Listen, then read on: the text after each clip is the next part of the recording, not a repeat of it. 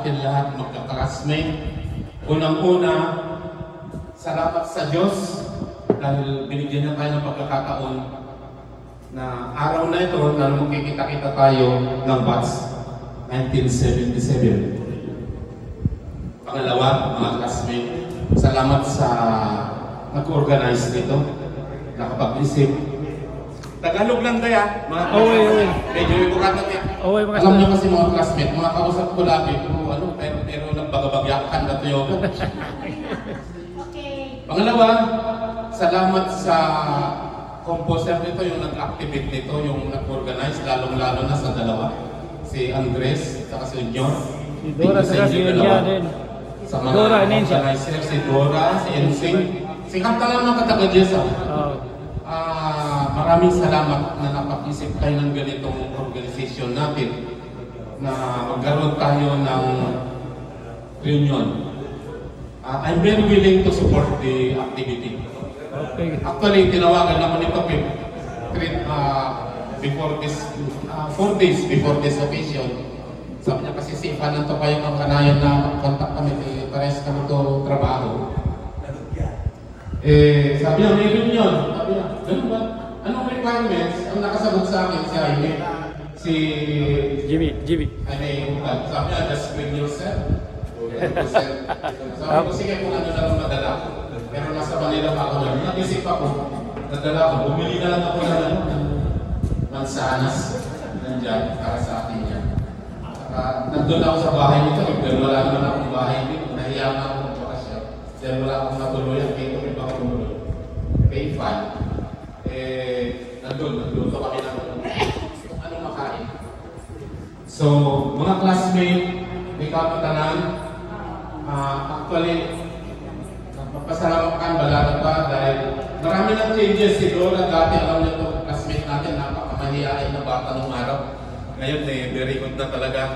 At siyempre, mga teacher kayo. Mga teachers, very good sa standing sa pagdating ng mga ganito na okasyon talagang sila dapat mag-MC ng activity. Sa susunod na taon,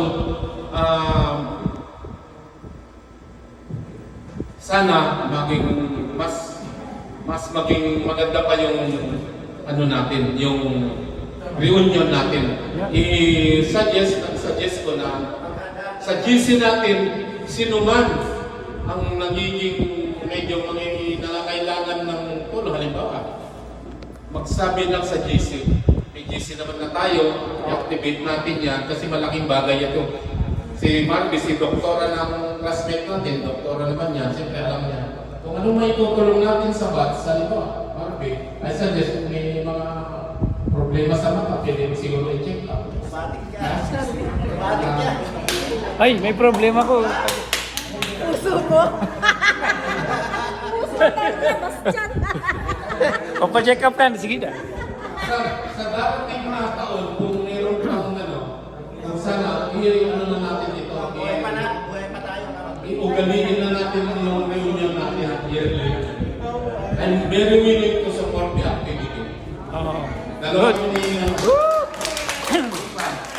anong magagawa ni Union? Yung dalawang under ni Andres?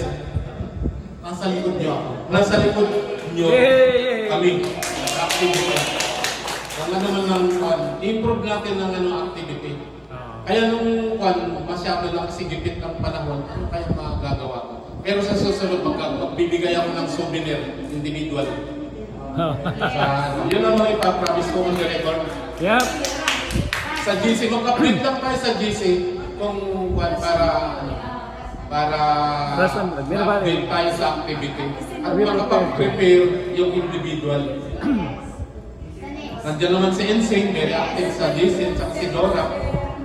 Isendin nyo yung sa number. Oo. Dapat meron tayong yung monitoring sa GC. Individual, I suggest mga classmates. Monitor tayo sa GC para ma-improve natin yung organization natin. Mamaya, magkwenta yun ng officer. Mamaya, mga officer. Maraming nagsabi. Si NT, katulad ni NT, Malaw, classmate natin ng high school, pero hindi naman kasi natin classmate ng classmate natin ng elementary, ay ng high school. High school lang siya, kaya hindi siya pwede.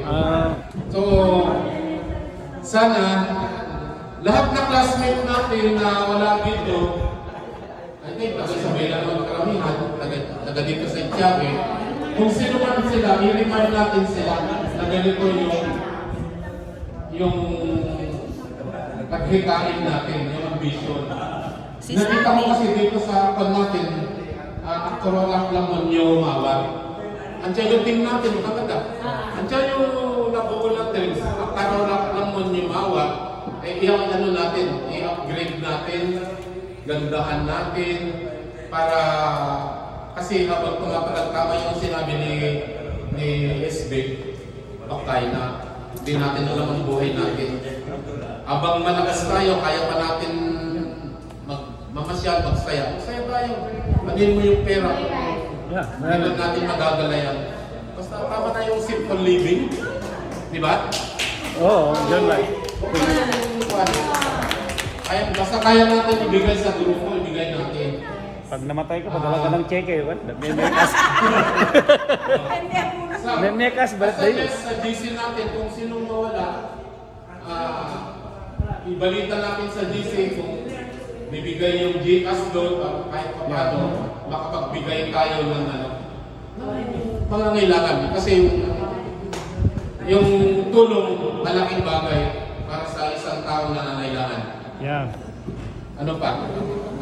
I suggest sa ating mga kasama, magbigyan tayo sa mga babae classmate natin, not only for the boys, for the girls. Magbigyan tayo kasi this is the very first time that we are conducting reunion. So, I suggest na kwentuhan tayo.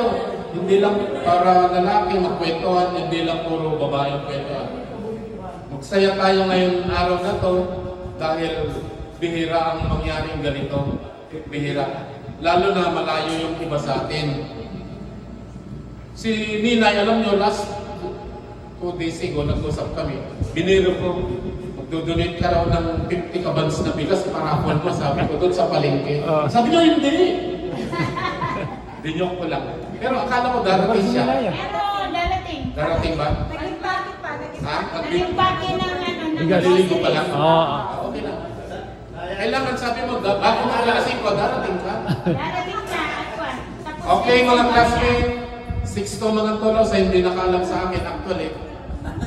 Siyempre sila Diyos, si Bakay. Sino yung katabi mo, classmate Diyos eh?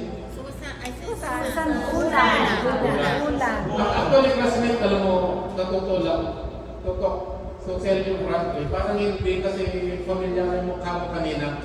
So, pasensya na kung hindi ka napansin ka agad. Ang iba. Nag-iba na eh. Classmate na manghingi talaga ako sa kanya ng sorry ngayon sa mga ginawa ko nung classmate.